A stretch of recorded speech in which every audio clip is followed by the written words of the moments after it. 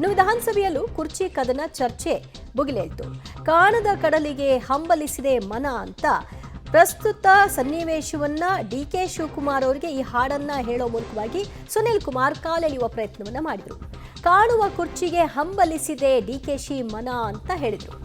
ಕೂರಬಲ್ಲೆನೆ ಒಂದು ದಿನ ಅಂತ ಡಿಕೆಶಿ ಹೊರಟಿದ್ದಾರೆ ಅಂತ ವ್ಯಂಗ್ಯದ ರೂಪದಲ್ಲಿ ಆ ಹಾಡಿನ ಸಾಲನ್ನ ಬದಲಾಯಿಸಿ ಹಾಡಿದ್ರು. ಇಷ್ಟು ನಯ ವಿನಯ ಅದು ಎಲ್ಲಿಂದ ಬಂತು ಸರ್ ನಿಮ್ಗೆ? ಎರಡು ಕೈ ಮುಗಿದು ಹಿಂಗೆಲ್ಲ ನಯ ವಿನಯ ಇದೇ ಡಿ ಕೆ ಶಿವಕುಮಾರ, ಹೊಸ ಶಿವಕುಮಾರ?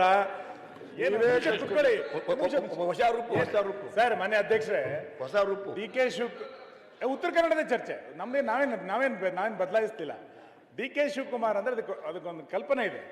ನೀವು ಇಷ್ಟು ನಯ ವಿನಯ ಹೆಂಗೆ ಬಂದ್ಬಿಡುತ್ತೆ ಸರ್? ಅದು ಇದು ಸಡನ್ ಆಗಿ ಅಶ್ವಥ್ ನಿಮಗೆ ಗೊತ್ತಿದೆ, ಅಶ್ವತ್ಥದೊಂದು ಹಾಡಿದೆ, ಕಾಣದ ಕಡಲಿಗೆ ಅಂಬಲಿಸಿದೆ ಮನ ಸೇರಬಲ್ಲನೆ ಒಂದು ದಿನ ಅಂತ ಒಂದು ಒಳ್ಳೆ ಸುಂದರವಾದ ಹಾಡು. ಡಿ ಕೆ ಶಿವಕುಮಾರ್ ಅವರೀಗ ಕಾಣುವ ಕುರ್ಚಿಗೆ ಅಂಬಲಿಸಿದೆ ಮನ ಕೂರಬಲ್ಲನೆ ಒಂದು ದಿನ ಅಂತ ಹೊರಟಿದ್ದಾರೆ.